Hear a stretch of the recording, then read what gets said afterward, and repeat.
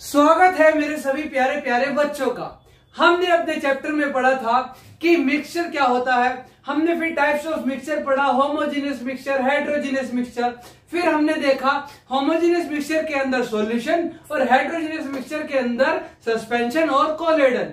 अब ये जो हमारे मिक्सचर्स होते हैं इनको सेपरेट करने के कुछ मेथड्स होते हैं जो कि अब हमारे सिलेबस से हट चुके हैं, इसलिए हम जानेंगे आगे मिक्सचर्स के बाद प्योर सब्सटेंसेस। और प्योर सब्सटेंसेस को पढ़ने से पहले हमें जानना पड़ेगा फिजिकल चेंज और केमिकल चेंज के बारे में। तो देखिए फिजिकल चेंज क्या आ रहे हैं, जैसे कि हम बचपन से पढ़ते आ रहे हैं फिजिकल चेंज और केमिकल चेंज के बारे में, वही हम यहां पर भी जानेंगे कि जो फिजिकल चेंज होते हैं उनमें हमारी फिजिकल प्रॉपर्टीज चेंज होती हैं। और फिजिकल प्रॉपर्टीज क्या होती हैं, जैसे कि हमारे शेप का चेंज हो जाना, साइज का चेंज हो जाना, है ना, उसके स्टेट का चेंज हो जाना, सॉलिड से लिक्विड, लिक्विड से गैस। जैसे वाटर होता है हमारा, वो लिक्विड में भी रहता है, सॉलिड में भी और गैस में भी रहता है ना, उसके बॉइलिंग पॉइंट वगैरह, मेल्टिंग पॉइंट, ये सब हमारी क्या होती है, फिजिकल प्रॉपर्टीज होती है। और जब इनमें चेंज आता है तो वो कहलाता है फिजिकल चेंज, जिसमें कोई नया सब्सटेंस नहीं बनता।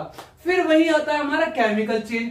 केमिकल चेंज हमारा वो चेंज है जिसमें हमारी केमिकल प्रॉपर्टीज के अंदर चेंज आता है और कोई नया ही सब्सटेंस फॉर्म हो जाता है। इसमें जो हमारे पुराने सब्सटेंसेस थे उनके केमिकल कंपोजिशन में चेंज आता है, जिस वजह से कोई नया सब्सटेंस बन जाता है। ठीक है, अब उसके बाद हमने फिजिकल चेंज और केमिकल चेंज का डिफरेंस देखा कि जो हमारे फिजिकल चेंज होते हैं उनमें फिजिकल प्रॉपर्टीज में चेंज आता है, सेम जो भी पॉइंट देखा, और केमिकल चेंज के अंदर केमिकल प्रॉपर्टीज के अंदर चेंज आता है। वही हमारा जो फिजिकल चेंज है उसमें कोई नया सब्सटेंस नहीं बनता और केमिकल चेंज के अंदर हमारा नया सब्सटेंस फॉर्म होता है। वही हमारा जो फिजिकल चेंज है वो रिवर्सिबल है, मतलब जैसे कि हमारा जो वाटर था वो लिक्विड से गैस, गैस से सॉलिड बन सकता है और वापस सॉलिड से लिक्विड और लिक्विड से गैस बन सकता है ना। अब वही हमारा ये तो रिवर्सिबल हुआ। वही हमारा जो केमिकल चेंज है वो इरिवर्सिबल है, मतलब पुराने सब्सटेंस से एक बार कुछ नया सब्सटेंस बन गया तो वापस से पुराने वाला सब्सटेंस नहीं बनेगा। जैसे कि दूध से दही या छाय बन जाना, ठीक है, उसमें से घी निकाल लेना। अब घी का दूध तो नहीं बना सकता, ये छाय दही से मैं दूध तो नहीं बना सकता, तो वो हमारा क्या कहलाएगा, केमिकल चेंज बनाएगा, जिसमें कि नया ही सब्सटेंस फॉर्म होता है। और नया सब्सटेंस फॉर्म क्यों होता है वहां पर केमिकल चेंज में, क्योंकि वहां पर हमें केमिकल कंपोजिशन में चेंज देखने को मिलता है और फिजिकल चेंज में कोई केमिकल कंपोजिशन में चेंज नहीं आता, मतलब कि जिस चेंज के वो बने हैं, है ना, तो क्या उनका केमिकल कॉम्बिनेशन है वो चेंज उनमें नहीं होता। और जो फिजिकल चेंज है हमारा, उसमें जो हमारा प्रॉपर्टीज है उसके अंदर वो वही प्रॉपर्टीज चेंज करेगा जो नया सब्सटेंस, जो हमारा सब्सटेंस में जो चेंज आया है, चेंज आने के बाद जब हमारा सब्सटेंस है उसमें पहले वाली प्रॉपर्टीज रहेंगी। वहीं जो केमिकल सब्सटेंस है उसमें जब चेंज आ गया तो नई ही जो है प्रॉपर्टीज वो शो करता है। तो ये था हमारा फिजिकल चेंज और केमिकल चेंज। अब हम इसमें आगे जानेंगे हमारे प्योर सब्सटेंसेस के बारे में।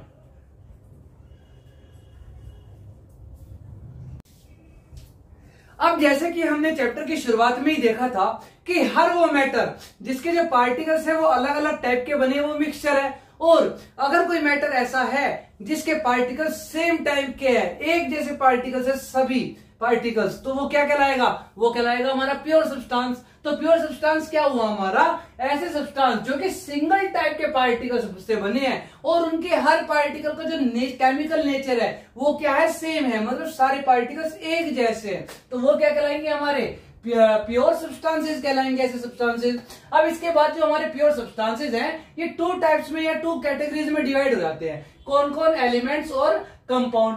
अब जो हमारे एलिमेंट्स हैं ये वो मेरे प्योर सब्सटेंसेस हैं जिनको मैं जैसे हमारे कोई भी प्योर सब्सटेंसेस थे उनको हम फिजिकल प्रोसेस से तो हम डेवलप कर ही नहीं कर सकते थे अलग, लेकिन अब कोई केमिकल प्रोसेस भी अगर मैं यूज कर लूं तो भी मैं इसको और सिंपलर फॉर्म में कन्वर्ट नहीं कर सकता या और सिंपलर फॉर्म में ब्रोक डाउन नहीं कर सकता। तो मेरे एलिमेंट्स क्या हुए, ये मैटर की सबसे वो बेसिक फॉर्म है जो कि ऑलरेडी एक सिंपलर फॉर्म में, जिसको मैं और ब्रोक डाउन नहीं कर सकता और सिंपलर फॉर्म में, क्योंकि ये खुद एक क्या है, खुद एक सिंपलर सब्सटेंस है ये, ठीक है, किसी भी केमिकल रिएक्शन का यूज करके मैं इसे जो है ब्रोक डाउन नहीं कर सकता। वो हुए हमारे एलिमेंट्स। अब ये जो हमारी डेफिनेशन थी ये दी थी हमारे एंटोनी लवॉइसियर ने दी थी, लेकिन डेफिनेशन तो एंटोनी लेविसन ने दी, लेकिन ये जो वर्ड है, जो टर्म है एलिमेंट, ये पहली बार यूज किया था हमारा किसने, रॉबर्ट बोयल ने। कब, 1661 में। अब फर्दर जो हमारे एलिमेंट्स हैं वो हम 3 कैटेगरी में डिवाइड कर देते हैं, ठीक है। जो हमारे एलिमेंट्स है वो टोटल वैसे तो 118 है, जिसमें से लगभग हमारी 11 क्या है, गैसेस है, ठीक है। तो वो जो हमारे 118 एलिमेंट्स हैं उनको हम डिवाइड कर देते हैं 3 कैटेगरी में। वो 3 कैटेगरी कौन कौन हुई, मेटल, नॉन मेटल्स और मेटलॉइड। जो मेटलॉइड होते हैं उनमें मेटल्स और नॉन मेटल्स दोनों की प्रॉपर्टीज होती हैं, लेकिन मेटल्स और नॉन मेटल्स वो बिल्कुल एक दूसरे से अपोजिट होते हैं, है ना। और जो मेटलॉइड है उनमें दोनों की प्रॉपर्टीज होती हैं। तो चलिए देखते हैं मेटल्स और नॉन मेटल्स के बारे में। जो हमारे मेटल्स होते हैं उनका सरफेस थोड़ा शाइनी रहता है ना। जैसे कि आपने कुछ चीजें देखी होंगी, जैसे आयरन हो गया, है ना, या फिर हमारा मरकरी वगैरह हो गया। ये ऐसे काफी हमारे जो मेटल्स हैं जो हमें आम डेली लाइफ में देखने को मिलते हैं, है ना। तो उनका जो हमारा सरफेस होता है वो कैसा होता है, शाइनी होता है। कभी आपने वुड को देखा शाइन करते हुए, नहीं, लेकिन आपने ऐसी बहुत से सरफेसेस देखे होंगे जो शाइनी होते हैं, इसका मतलब लस्ट्रस होते हैं। तो वो सब्सटेंसेस कौन हुए हमारे, वो हुए मेटल्स। इसके अलावा जो हमारे मेटल्स हैं वो मेलिएबल और डक्टाइल होते हैं, मतलब इन्हें हम मेल्ट कर सकते हैं और इनके अंदर डक्टिलिटी देखी जाती है, मतलब इनको हम इनको बीट करके एक थिन शीट में भी चेंज कर सकते हैं और इनको मेल्ट करके इनको एक थिन वायर में भी क्या कर सकते हैं, चेंज कर सकते हैं, है ना। लेकिन जो हमारी नॉन मेटल है उनको हम चेंज नहीं कर सकते, उनकी शेप को पीट पीट के थिन शीट में या फिर थिन वायर में। तो अगर हम करने की कोशिश भी करेंगे तो क्या होगा, नॉन मेटल्स टूट ही जाएंगे हमारे, लेकिन मेटल्स टूटते नहीं है, ठीक है। वही जो मेटल्स है वो हीट और इलेक्ट्रिसिटी को कंडक्ट करते हैं, लेकिन नॉन मेटल हमारे हीट इलेक्ट्रिसिटी को कंडक्ट नहीं करते, ठीक है। फिर उसके अलावा जो हमारे मेटल्स हैं वो सिल्वर ग्रे या मोस्टली गोल्डन कलर के होते हैं ना, सिल्वर ग्रे या फिर गोल्डन येलो कलर के होते हैं। जैसे कि आपने आयरन है, आयरन रोड आपने अगर कोई सरिया वगैरह जैसे घर पिलर होते हैं घरों में लगते हैं ना, वो अपने नया पिलर देखा होगा जब आता है आयरन का, वो सिल्वर कलर का रहता है ना। लेकिन जब वो पुराना हो जाता है उस पर रस्टिंग हो जाती है, रस्ट जम जाता है, जर लग जाता है, तो वो ब्राउन कलर का चेंज हो जाता है वो बाद में, लेकिन पहले नया कैसा था, ग्रे कलर का। वही जो हमारे नॉन मेटल होते हैं इनमें वैरायटी ऑफ कलर्स देखने को मिलते हैं, काफी ज्यादा कलर्स देखने को मिलते हैं, ठीक है। जैसे कि हमारा हाइड्रोजन, ऑक्सीजन, आयोडीन, कार्बन वगैरह, ये हमारे क्या हुए, नॉन मेटल हुए। मेटल में हमारे गोल्ड, सिल्वर, कॉपर, आयरन का, जिंक, ठीक है, सोडियम वगैरह बहुत सारे हमारे क्या आ जाते हैं, इसमें मेटल्स के एग्जांपल आ जाते हैं। क्योंकि ज्यादातर 118 में से ज्यादातर जो हमारे एलिमेंट्स है वो क्या है, मेटल्स है। कुछ मेटलॉइड्स है और कुछ थोड़े ज्यादा हमारे नॉन मेटल्स है, लेकिन सबसे ज्यादा कौन है, हमारे मेटल्स, ठीक है। तो ये रही बात हमारे एलिमेंट्स की।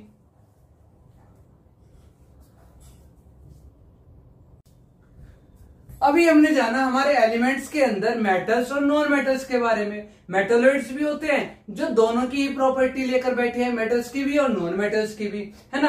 अब मेटल्स और नॉन मेटल्स में हमने देखा कि हमारे मोस्ट ऑफ द जो मेटल्स हैं वो सॉलिड होते हैं, लेकिन हमारा जो मरकरी है वो एक ऐसा मेटल है जो कि रूम टेम्परेचर पर क्या रहता है, लिक्विड रहता है। तो ये एक एक्सेप्शन है ना। तो अब आगे देखो कि एक और एक्सेप्शन है कि जो हमारा ब्रोमीन है वो क्या एक नॉन मेटल है और ये भी रूम टेम्परेचर पर क्या रहता है, लिक्विड रहता है, ठीक है। तो अब इन दो एक्सेप्शन के देखने के बाद हमारे जो मेटलॉइड्स है जिनका मैं जिक्र कर रहा हूं वो क्या होते हैं, मेटलॉइड्स कि जो एक हमारी इंटरमीडिएट प्रॉपर्टीज रखते हैं। इंटरमीडिएट मतलब बीच की, देखो मीडिएट मतलब बीच में, है ना, और इंटर मतलब दो के बीच में। तो किन दो के बीच में, मेटल और नॉन मेटल्स के बीच की जो प्रॉपर्टीज, मतलब दोनों की कंबाइंड जो प्रॉपर्टीज है, कुछ थोड़ी उसकी कुछ थोड़ी उसकी, है ना, मेटल नॉन मेटल की, तो वो कौन कहलाते हैं, हमारे मेटलॉइड कहलाते हैं। जैसे कि बोरोन, सिलिकॉन, जर्मेनियम, ये कुछ हमारे क्या है, मेटलॉइड्स हैं। तो ये थे हमारे प्योर सब्सटेंसेस के अंदर एलिमेंट्स। अब हम देखेंगे कंपाउंड्स के बारे में।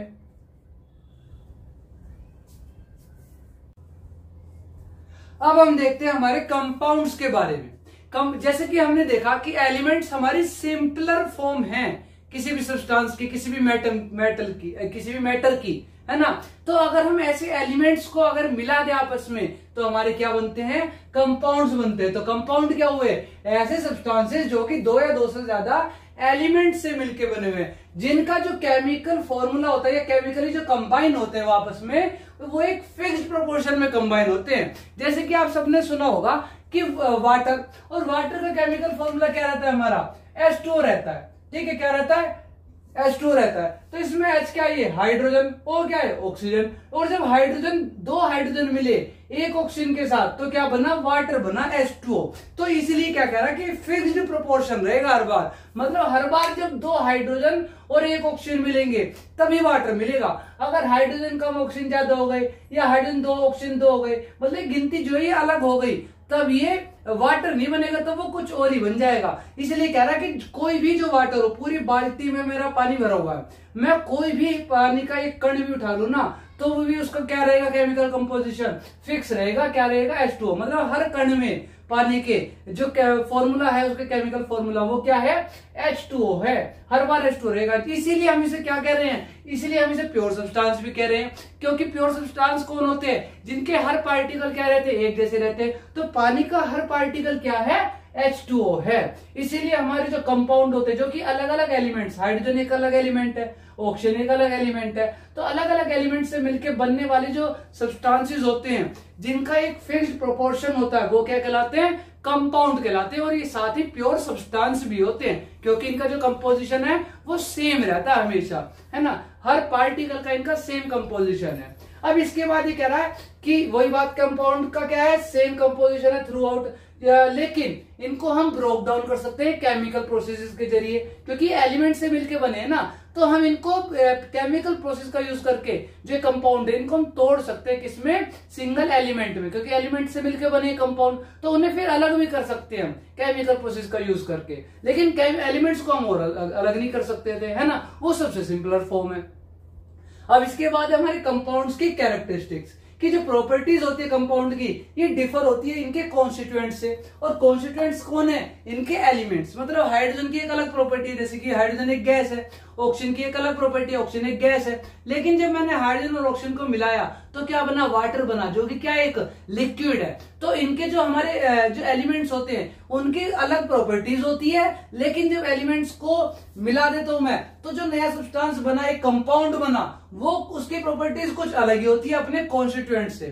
ठीक है, तो ये कह रहा है कि जो हमारे कंपाउंड होंगे वो जिन एलिमेंट से मिलकर बने होंगे उनकी प्रॉपर्टीज से अलग प्रॉपर्टी होगी, किनकी, कंपाउंड्स की। ठीक है, जो कि बने उन एलिमेंट से। फिर उसके बाद कह रहा है a compound has fixed melting point या बॉइलिंग पॉइंट, जैसे कि वाटर था H2O, है ना, इसको हम 0 डिग्री से नीचे ले जाएंगे या 0 डिग्री पर ले जाएंगे फ्रिज में तो क्या होगा, ये जम जाएगा, है ना। फ्रीजिंग पॉइंट भी इसका क्या रहेगा, इसका मतलब सिर्फ मेल्टिंग पॉइंट बॉइलिंग पॉइंट ही नहीं, फ्रीजिंग पॉइंट भी इनका वही रहता है कंपाउंड का, कि वो जम गया ना पानी बर्फ में, उसमें टेम्परेचर 0 से कम पे जाने पे। लेकिन वहीं 0 से ज्यादा आएगा तो क्या हो जाएगा, मेल्ट हो जाएगा। वो हर बार 0 से ज्यादा होती टेम्परेचर तुरंत मेल्ट हो जाएगा। ऐसा नहीं कि कभी -10 डिग्री पे मेल्ट हो रहा है, कभी 10 डिग्री पे मेल्ट हो रहा है, कभी 5 डिग्री पे मेल्ट हो रहा है। हर बार जैसे 0 डिग्री पर आएगा, 0 डिग्री से ऊपर हुआ टेम्परेचर तो वाटर क्या हो जाएगा, मेल्ट हो जाएगा। इसी तरह हर कंपाउंड का अपना एक फिक्स मेल्टिंग पॉइंट होता है, साथ ही एक फिक्स बॉइलिंग पॉइंट भी होता है। जैसे वाटर है, हर बार 0 डिग्री टेम्परेचर पर जाने पर ही क्या होगा, बॉइल होगा। तो इसी तरह हर कंपाउंड का जो कि अलग अलग एलिमेंट से मिलकर बना है कोई कंपाउंड, हर कंपाउंड अलग अलग कंपाउंड का जो बॉइलिंग पॉइंट होगा वो क्या होगा, दूसरे कंपाउंड से तो अलग होगा, लेकिन उस कंपाउंड का हर बार बॉइलिंग पॉइंट वही रहेगा, सेम। ठीक है, फिर उसके बाद ये क्या कह रहा है कि कंपाउंड एक होमोजेनियस सब्सटेंस है। भाई सही बात है, अभी तो देखा हमने कि पानी के हर कण का जो हमारा केमिकल कंपोजिशन है वो क्या, H2O है। इसका मतलब ये होमोजेनियस सब्सटेंस हुआ, क्योंकि होमोजेनियस कौन होते हैं, जो एक जैसे रहते हैं पूरे टाइम पे, ना, इनका हर पार्ट एक जैसा होता है। ठीक है, फिर उसके बाद ये कह रहा है it's constituent element can be separated by chemical process, जो भी हमने देखा था यहाँ पर कि इन केमिकल प्रोसेस को यूज करके जिन एलिमेंट से बना है कंपाउंड उसके एलिमेंट्स क्या कर सकते हैं, हम अलग अलग कर सकते हैं। मतलब कंपाउंड को तोड़ के एलिमेंट्स में बांट सकते हैं। जैसे कि इसके एग्जांपल अभी हमने देखा वाटर, या साल्ट भी एक हमारा कंपाउंड है, शुगर भी हमारा क्या है, कंपाउंड है। साल्ट जैसे कि टेबल साल्ट हमने देखा था NaCl होता है ना, सोडियम क्लोराइड, सोडियम एक एलिमेंट है, क्लोरीन एक एलिमेंट है। जब उन्हें आपस में मिला दिया एक फिक्स प्रोपोर्शन में, एक सोडियम और एक क्लोरीन, तो क्या बना, NaCl बना, सोडियम क्लोराइड बना, टेबल साल्ट बना। तो वो क्या बना, एक कंपाउंड बना। तो ये रहे हमारे कुछ कंपाउंड्स एलिमेंट्स के बाद।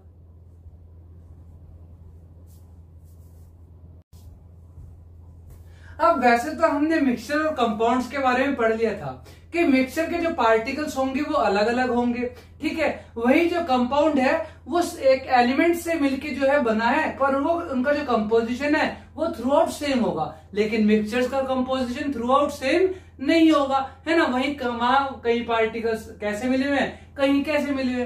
तो लेकिन फिर भी कोई कंफ्यूजन ना रह जाए तो एक बार देख लेते हैं इनके बीच का एक डिफरेंस। जैसे कि जो हमारे मिक्सचर्स हैं उसमें एलिमेंट या कंपाउंड भी, ठीक है, एलिमेंट भी जुड़ सकते हैं आपस में, कंपाउंड भी जुड़ सकते हैं आपस में, और जुड़ के कुछ मिक्सचर बना लेते हैं। लेकिन कोई नया कंपाउंड फॉर्म नहीं होता, वो बस जस्ट आपस में मिल गए हैं ना, जस्ट आपस में ऐसे जुड़ गए हैं। कुछ नया कंपाउंड फॉर्म नहीं हुआ, कोई यूनिफॉर्म कंपोजिशन नहीं है, कुछ नहीं, ठीक है। वही जो हमारा कंपाउंड है वो जब जुड़ता है, वो जब बनता है तो एलिमेंट्स के आपस में जुड़ने की वजह से बनता है, और एक नया सब्सटेंस क्या होता है, फॉर्म होता है, ठीक है। फिर इसके आगे कंपाउंड्स में क्या कह रहा है ये, कि हर एक सब्सटेंस का जो है एक फिक्स कंपोजिशन है। जैसे कि हमने देखा था H2O का या CO2 का, हर बार एक कार्बन और 2 ऑक्सीजन मिलेंगे तो CO2 बनेगी कार्बन डाइऑक्साइड, नहीं तो कुछ और ही बन जाएगी अगर कम ज्यादा हुआ इनका कंपोजिशन, ठीक है। लेकिन ये कह रहा है जो मिक्सचर है उसमें जो मिक्सचर होगा उसका वेरिएबल कंपोजिशन होगा, ठीक है। फिर इसके आगे मिक्सचर में कह रहा है कि जो इसकी प्रॉपर्टीज होंगी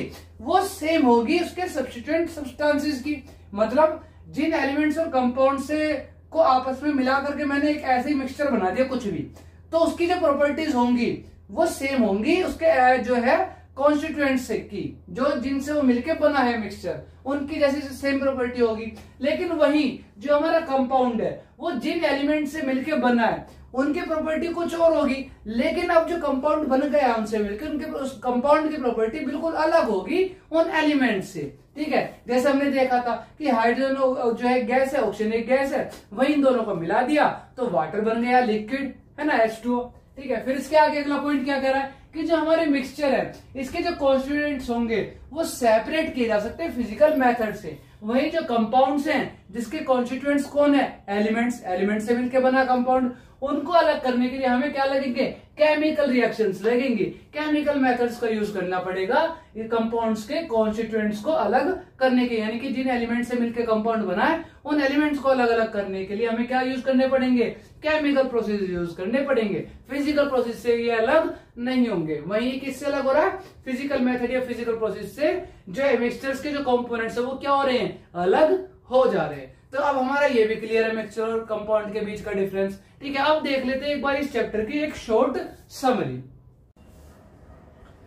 अब ये हमारे इस चैप्टर की एक शॉर्ट समरी। इसमें हमने देखा कि जो हमारे मैटर हैं वो दो टाइप के होते हैं, मिक्सचर और प्योर सब्सटेंस। वही जो प्योर सब्सटेंस होते हैं वो एलिमेंट्स और कंपाउंड्स में डिवाइड हो जाते हैं। फर्दर जो एलिमेंट्स होते हैं वो मेटल, मेटलॉइड्स और नॉन मेटल्स, 3 कैटेगरी में डिवाइड हो जाते हैं। फिर वही जो हमारे मिक्सचर्स हैं वो होमोजीनस होते हैं और हेट्रोजीनस होते हैं। होमोजीनस मिक्सचर में हमने देखा वो यूनिफॉर्म कंपोजिशन होता है इसलिए वो सॉल्यूशन कहलाते हैं। वही जो हेट्रोजीनस मिक्सचर है उनका नॉन यूनिफॉर्म कंपोजिशन है और वो भी फर्दर 2 कैटेगरी में डिवाइड हो जाता है, सस्पेंशन और कोलॉइड। तो ये था हमारा chapter number 2 of science class 9। धन्यवाद।